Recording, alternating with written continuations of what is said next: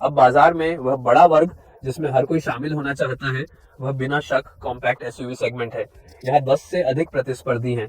अगर आप पैसा खर्च करने की सोच रहे हैं और आपका बजट RS10 16,000 के आसपास है या उससे कम है और आप चाहते हैं कि आपका पैसा सही निवेश हो, तो ये एक कार है जिस पर आपको विचार करना चाहिए। अगर आप भीड़ वाली मानसिकता से अलग कुछ चुनना चाहते हैं तो होंडा अमेज वह कार है जिस पर गौर किया जाना चाहिए।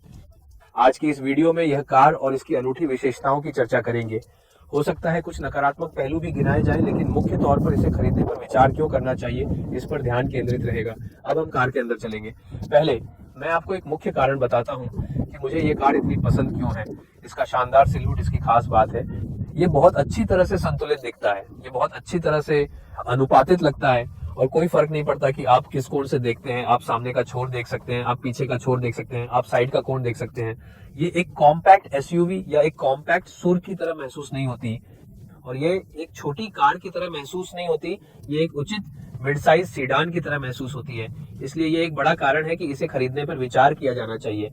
और मुझे लगता है कि इस लाल रंग के शेड में ये वास्तव में बहुत खास दिखती है। हम पहले ही इस चैनल पर कई बार इस कार को देख चुके हैं। आप हमारी समीक्षाएं, तुलनाएं इस कार के बारे में बहुत सी चीजें देख चुके होंगे और निश्चित रूप से हम 2019 से इस कार को आपके पास ला रहे दादी हैं। ये भारत में पिछले 10 वर्षों से एमपीएस रही है। हाँ, ये एक पूरा दशक यहाँ गुजार चुकी है और ये इस सेगमेंट की जानी मानी गाड़ी है। ये कार बाहर के बेहतर विकल्पों में से एक साबित हुई है। लेकिन सबसे बड़ा सवाल ये है कि क्या ये अब भी खरीदने लायक है, क्योंकि अब बाजार में और भी कई विकल्प हैं, खासतौर पर कॉम्पैक्ट एसयूवी सेगमेंट में। इसलिए मैं आपको ये समझाऊंगा कि होंडा अमेज को क्यों शॉर्टलिस्ट करना चाहिए। इसकी बैक सीट का अनुभव बहुत अच्छा है, ऊंचाई आरामदायक है और पिछली सीट पर बैठने का अलग ही एहसास होता है। इसमें केंद्रीय आर्मरेस्ट के साथ पर्याप्त स्थान है जो इसे लग्जरी और आरामदायक बनाता है।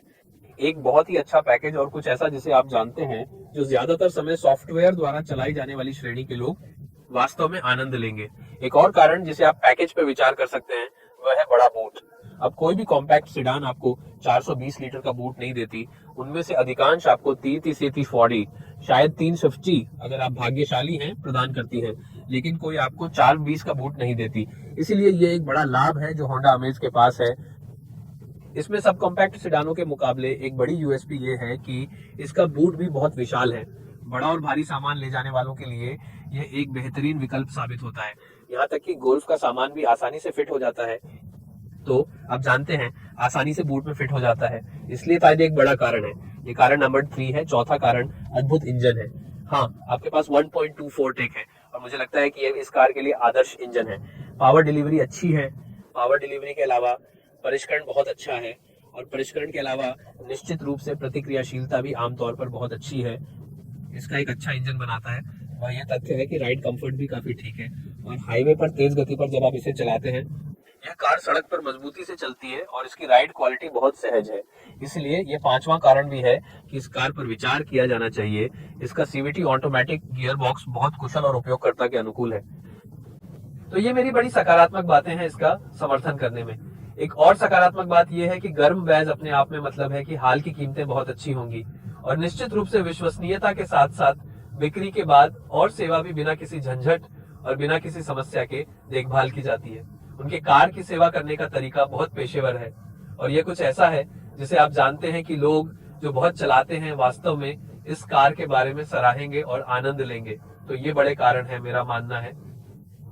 मैंने आपको दिए हैं 5 या 6 बड़े कारण क्यों ये कार खरीदने पर विचार किया जाता है और हो सकता है आपके पास कुछ कारण हो। आप कह सकते हैं कि शायद हमें इसे नहीं खरीदना चाहिए और शायद कुछ और, लेकिन मैं आपको इस कीमत की गारंटी दे रहा हूं। जिस पैसे को आप खर्च करते हैं और कार की बनावट और आकार और इस कीमत के लिए जो कार आपको मिलती है, ये वास्तव में बहुत अच्छा पैकेज है। तो बस आगे बढ़ें और इस तरह के डीलरशिप में परीक्षण ड्राइव लें और मुझे यकीन है कि आप मेरे फैसले से सहमत होंगे। अब खत्म करने से पहले मैं सिर्फ आपको हमेशा अपनी सीट बेल्ट पहनने की याद दिलाना चाहता हूँ। सीट बेल्ट आपकी पहली सुरक्षा के उपकरण है। तो फर्क नहीं पड़ता यदि आप आगे की सीट पर हैं, यदि आप पीछे बैठे हैं, यदि आप सिर्फ 2 किलोमीटर 5 मिनट दूर जा रहे हैं, हमेशा बेल्ट लगाने की याद रखें। बेल्ट लगाना बहुत महत्वपूर्ण है और निश्चित रूप से जब आप बेल्ट लगा चुके हैं, आप जानते हैं, ध्यान रखें कि पीछे के लोग भी ने बेल्ट लगाया है। तो ये कुछ ऐसा है जिसे आपको ध्यान में रखना चाहिए और हमेशा ड्राइव पर निकलने से पहले याद रखना चाहिए। वैसे दोस्तों, यदि आपने इस वीडियो का आनंद लिया है तो कृपया हमें लाइक दें, यदि आपने आनंद नहीं लिया है तो डिसलाइक दें। इस वीडियो के बारे में क्या सोचते हैं, इस कार के बारे में क्या सोचते हैं और हमें कौन से अन्य वीडियो बनाने चाहिए, नीचे कमेंट सेक्शन में मुझे जरूर बताएं। फिलहाल के लिए अलविदा और इस वीडियो को देखने के लिए ढेर सारा धन्यवाद।